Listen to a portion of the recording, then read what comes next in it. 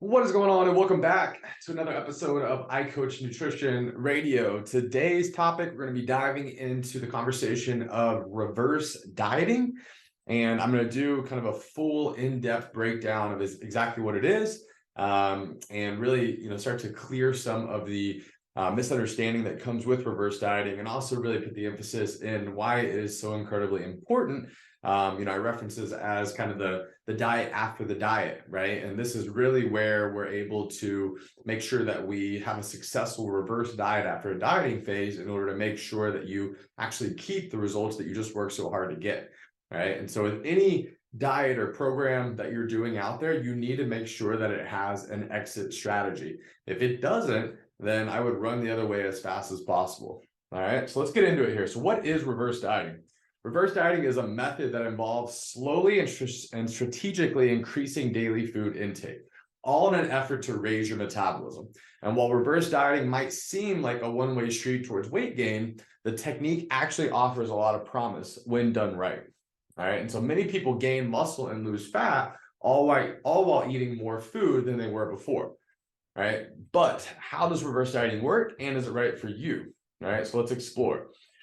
All right, so generally we don't recommend eating like a bodybuilder, right? All the macro counting, weighing and measuring, restricted food options, and precise nutrient timing, it just doesn't make sense for most people, all right? And so in fact, the diets many bodybuilders use to get competition lean aren't even sustainable for bodybuilders, right? And so for weeks leading up to competition, bodybuilders follow super restrictive diets, which get them abs, and essentially super lean, right? And they're up there in their stage lean, but unfortunately it has side effects of slowing their metabolisms. All right, so if they try to maintain this approach after competitions, the hunger would eventually become overwhelming. Competitive bodybuilders also usually try to pack on as much muscle as they can during the off season, and that's nearly impossible when you are on a low calorie diet. But like everyone else, when bodybuilders gorge on all the food they want, they add plenty of fat to go with that muscle. So the alternative is reverse dieting, right? Smart bodybuilders slowly reverse their pre-competition diet by strategically incrementally increasing their portions as an approach that was first popularized by somebody who I have a lot of respect with in the nutrition field. His name is Lane Norton. He's also a PhD. So basically, they reverse the steps they took to get competition ready, one nutritional step at a time. And they also usually gradually reduce cardio and focus on strength training as well. So this allows their metabolism to adjust upward over time. And again, we're going to go deeper kind of into the metabolism aspect of it here in a bit. But eventually, they hit a calorie intake where they feel energized, are performing well in the gym, and are gaining some muscle as well, all while minimizing fat gain. So this doesn't mean zero fat gain, right? Mind you, bodybuilders sometimes with the use of PEDs or performance enhancing drugs, this is also kind of a factor to consider, but obviously this is not the population that I'm speaking to. So reverse dieting can leave them in a much better position to compete again in the future compared to following a kind of seafood diet that dramatically balloons their body fat percentage back up. And so if they never want to compete again, that's fine too, because they're back to eating a normal and sustainable amount of food. So reverse dieting may be the exception to our avoid bodybuilding diets rule, right? And so you can see how reverse dieting might apply to the general population. Weight loss is notoriously difficult to maintain. Most people end up regaining what they lost and sometimes more. Why? For many reasons, but here's just one. When you reduce calories and your body size shrinks, your metabolism eventually slows. So that means that you must cut more calories to keep the fat loss going, right? And all too often, by the time someone reaches their goal, the amount of calories they can eat to maintain their weight doesn't translate to a lot of food. It feels terrible, right? It's incredibly difficult to stick to. And so as a result, additional calories creep back in and the number on the scale starts to rise. So they diet again, right? And on and on and on, kind of this yo-yo cycle starts to occur there, right? And so if instead they slowly, intentionally, and strategically add the right number of calories over time, they'll be more likely to maintain their fat loss long term, right? And so when you think about reverse dieting and how it specifically works, right? It can sound kind of too good to be true in a sense, right? But there is science to back this up. And so before I dive kind of deep into the science, let's kind of uncover the concept of energy balance, right? So simply put, when you eat more energy, aka calories, than you burn, you gain weight. When you eat less energy than you burn, you lose weight, right? And so many people know this concept by kind of this name, calories in, calories out, or CICO, however you want to pronounce that, right? CICO. Right? And so some people debate whether CICO and energy balance are valid, but only because they misunderstand a key point, right? The energy balance equation is simple, right? But it has a lot of different factors that affect energy in and energy out. So the factors that influence energy in are going to be appetite, food consumed, calories absorbed, and the psychological factors. The factors that influence energy out are going to be energy burned at rest, energy burned through exercise, energy burned by non-exercise activity, and energy burned by metabolizing food. Okay, so these factors go way beyond food and exercise, right? Factors people often overlook, like food absorption, stress, genetics, and metabolic adaptation, and also have the potential to tip the energy balance scale in either direction. So reverse dieting seems to work through one of the factors that can impact energy balance, which is referenced as metabolic adaptation. So one type of metabolic adaptation is known as the body's starvation response. This is different from the fabled starvation mode, by the way, which isn't really a thing, okay? And so obesity is a global health issue now, right? But it wasn't always that way. Starvation, on the other hand, has been a very real threat to humankind for hundreds of thousands of years. So when you eat less, your body instinctively starts preparing for famine in several ways. Right, your basal metabolic rate, or BMR, declines, right? That's the amount of energy you need to live when at rest. This reduces energy out. Another one is exercise becomes more difficult, right? Because you have less available energy. And if you've ever tried to do an intense workout on a low-calorie diet, you know what I'm talking about, right? You also will likely burn fewer calories through activity doing that. Another one is you also expend less energy through exercise, right? Because as your body gets smaller, it doesn't require as much fuel, and your metabolism also adapts to make you more efficient. This also reduces the number of calories you burn through movement, resulting in less energy out. Another one there is that daily activity outside of workouts, right? AKA like your non-exercise activity, right? NEAT specifically, right? Non-exercise activity thermogenesis, right? Lessons. And so this can be tracked mainly by how many steps you're getting in per day. And then last piece there, digestion slows, right? So your body can absorb as many nutrients as possible. This increases energy in. And so because of this adaptive response, someone who has dieted down may need 5 to 15% fewer calories per day to maintain the same weight and physical activity level as someone who has always been that weight. And so if someone lost an extreme amount of weight, the percent drop in calorie needs become more extreme as well, okay? So if we kind of break this down, right, metabolic adaptation works in both ways. If you increase your calories gradually, your body will adapt in the other direction. This phenomenon is known as adaptive thermogenesis, which basically means your body wastes calories as heat. And so when done properly, reverse dieting provides several metabolic benefits. Number one, BMR rises, right? Your basal metabolic rate rises, resulting in more energy out. Workout capacity increases, right? So thanks to more available energy, increasing energy out. Your NEAT, or non-exercise activity thermogenesis, increases, right? For that same reason, resulting in more energy out. And then digestion returns normal, right? So your GI tract is no longer squeezing every bit of sustenance from every morsel, right? Decreasing energy in. So it's pretty cool, right? But in order to get this effect, it's important to add calories slowly. That's primarily because the body seems to respond differently to varying rates of overfeeding, right? And so this is essentially, a word that researchers use to describe eating beyond your calorie needs.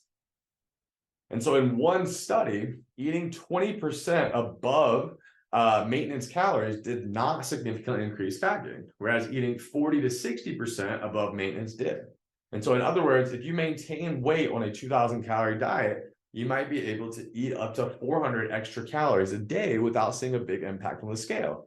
But as an extra 800 daily calories, it's probably going to weigh you down. And so additionally, some data suggests that the time people need to recover from dieting is roughly proportional to the amount of time they spend dieting. So if you restrict calories for 6 months, you may need to give your metabolism 6 months to adjust. This is just one of many reasons, all right?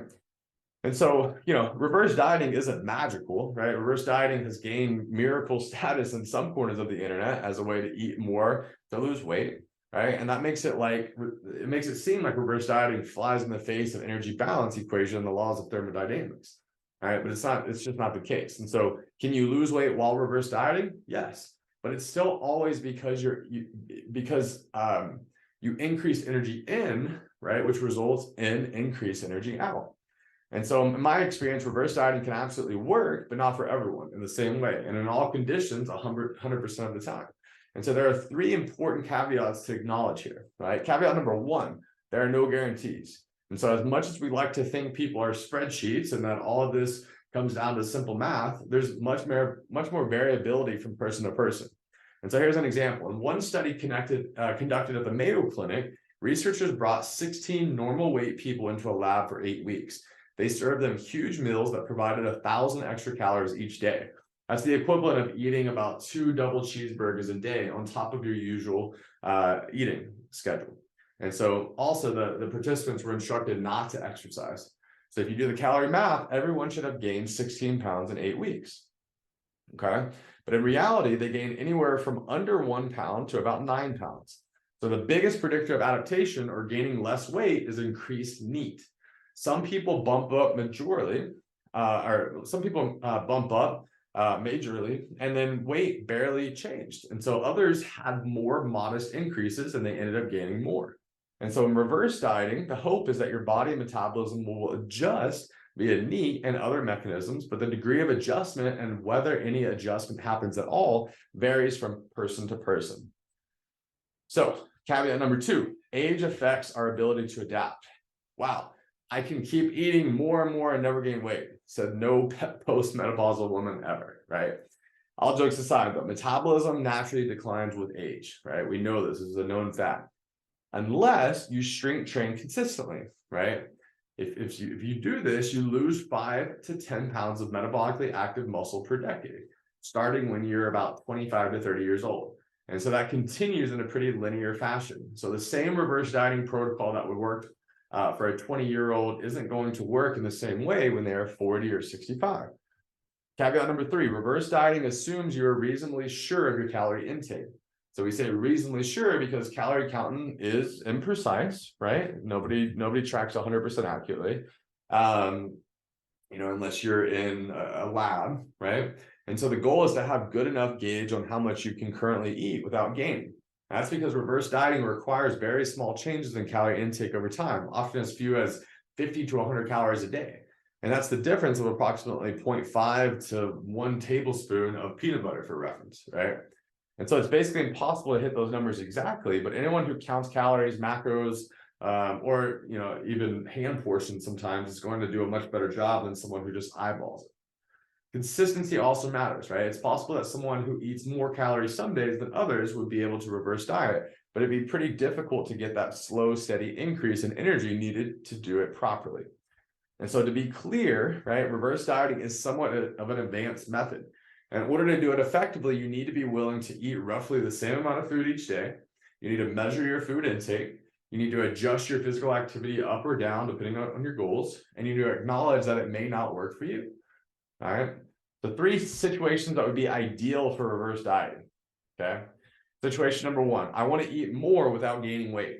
Right. And so we've already covered this one. Gradually increasing calorie intake can help to turn up the metabolic heat for people who slash calories to get the scale to go down. But can the technique work for non-dieters?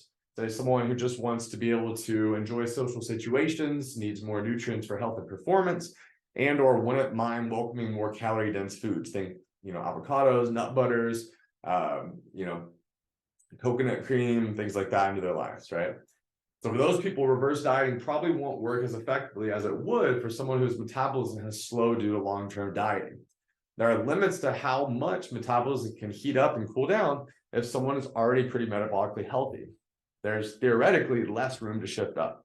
All right. So the takeaway here is if someone's been dieting for a long time and is ready to maintain their current level of body fat, reverse dieting can help increase maintenance calories, resulting in a more sustainable way of eating long term. All right, situation number 2, I'm eating 1,200 calories a day and not losing weight, right? We hear that all the time. So let's get one thing out of the way. A lot of the times when someone says they're eating 1,200 calories and not losing weight, they're not actually eating 1,200 calories. Usually they're not estimating their calorie intake effectively. A highly restrictive diet that keeps calories generally low for a few days could increase the chance of accidentally overeating on the other days. And so that's because our brains are evolved to nudge our behavior towards survival, right? So the occasional high average out the occasional high average out the steadier lows, right? And so by the end of the week, once you factor in the snacks, weekend drinks, and extra hidden calories, intake may actually have averaged out to maintenance level. You just don't notice it because you're paying attention to the few days when you really did hit those low calorie numbers, right? Versus maybe the weekends or whatever. And so to be clear, in this situation for reverse dieting work, right, you must truly be subsisting on very few calories and have reached that bottoming out point. This is the point where you don't feel like you can reduce your calories anymore. And so provided you are already eating mostly high quality whole foods, reverse dieting could be very helpful, okay? And the reason here is pretty simple, right? Slowly increasing calorie intake can help restore metabolic output. That means, to some degree, sidestepping the adaptations that come along with a history of dieting. But to give your metabolism the time it needs to adapt, you'll want to stay at a higher calorie intake for roughly as long as you spent dieting. Then, after several months of maintaining, the person can start restricting calories again and see the scale start to move. And so the takeaway here is, if you're truly eating a super low calorie intake and the scale is stuck, reverse dieting might restore metabolism enough to jumpstart fat loss. The more likely outcome, however, is this. It allows you to take a break from dieting without gaining weight, as well as bring much needed pleasure back into your eating life, right? Then once you've psychologically and metabolically adjusted, you can return to dieting and success. All right, situation number 3, I want to get ripped, right? So another common use for reverse dieting is to improve body composition. So in other words, losing fat, gaining muscle, and retaining about the same weight. Interestingly here, there is another person I really respect in the field. His name is Dr. John Berardi, also PhD, came up with a similar idea many years ago. It was called G-flux, right? Or energy flux. And so he observed that highly active people who consume more calories typically have less fat and more muscle. For example, professional athletes tend to eat a lot, exercise a lot, and remain very lean. And so G-flux is similar to reverse dieting with one key difference. When bodybuilders reverse diet, they usually dial down their cardio, although not always, while G-flux assume you'll be doing more than before, right? The G-flux version tends to work more effectively for muscle gain than the bodybuilding style approach. And here's why, right? So reason number 1, more cardio will help increase your energy out, giving you more flexibility with energy in. And reason number 2, increased energy also changes nutrient partitioning, sending more calories towards muscle growth and fewer towards your fat cells. Plus, since you're eating more food, you have more opportunities to get the quantity of vitamins, minerals, and phytonutrients you need in order to feel your best. And so the takeaway here is, provided you have the ability to exercise more than you are now, increasing calories while keeping activity high is a solid strategy for muscle growth. All right, so how to reverse diet in 5 steps. Step number 1, choose your tracking method. You'll need a method to track your food intake. If you've been eating in a calorie deficit, you're likely already using one, right? If it's working for you, stick with it. If not, consider switching it up with these options. So option number 1, calorie and macro tracking.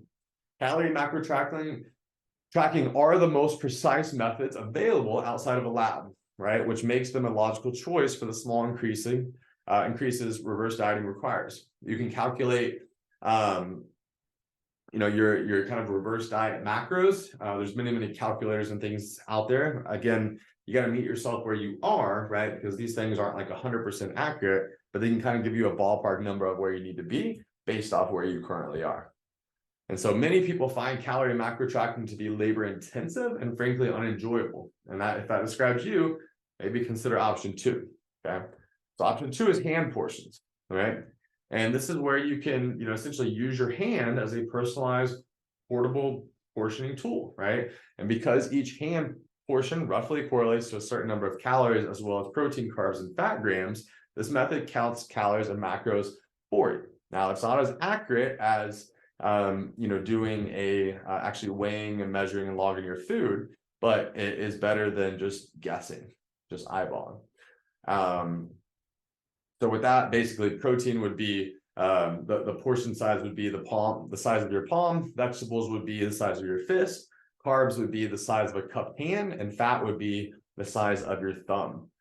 Okay, and so again, hand portions aren't as accurate as counting calories and macros, but they're accurate enough.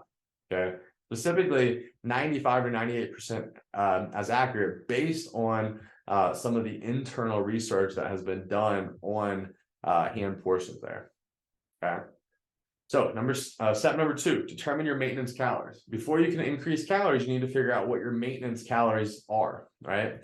What you're currently eating in order to maintain your rate. And so if you already know this, great. Okay, but if not, you need to use one of these calculators here. Again, there's tons of them, but you need to use a calculator in order to determine that. Okay, so before adding calories, experiment with your maintenance intake for 2 to 4 weeks, right? Monitoring whether you gain, lose, or maintain. This will help you personalize what these calculators will recommend. And the other thing to kind of consider is that these calculators can be great, but the reality is that they don't take into account your dieting history, your genetics, and other qualitative factors into account. Only experimentation can do that, okay? All right, step number 3, decide on your macronutrient balance, right? It can be easy to get caught up in the ideal macro ratio for your reverse diet, but the truth is the most important factor for reverse dieting is protein. A higher protein diet seems to maximize muscle protein synthesis and minimize protein breakdown, which should lead to more muscle gain. This is probably one of the reasons higher protein diets are better for improving body composition than moderate or low protein diets. More protein also helps increase energy out because your body uses more energy to process protein than it does for carbohydrates and fat. Okay. All right. As for carbohydrates and fat, the balance, so recommendation on protein typically is between 1 gram of protein, 0.7 grams of protein and 1 gram of protein per pound of body weight. Or if you're somebody that has, a lot of weight to lose, then you can go off your goal body weight number. Okay. And then as for carbohydrates and fats, the balance between the two isn't so important. People can lose weight or gain muscle with any reasonable mix, as long as it's sustainable. So decide your carbohydrate and fat ratio based on how you like to eat and what you can imagine yourself doing long term. Okay.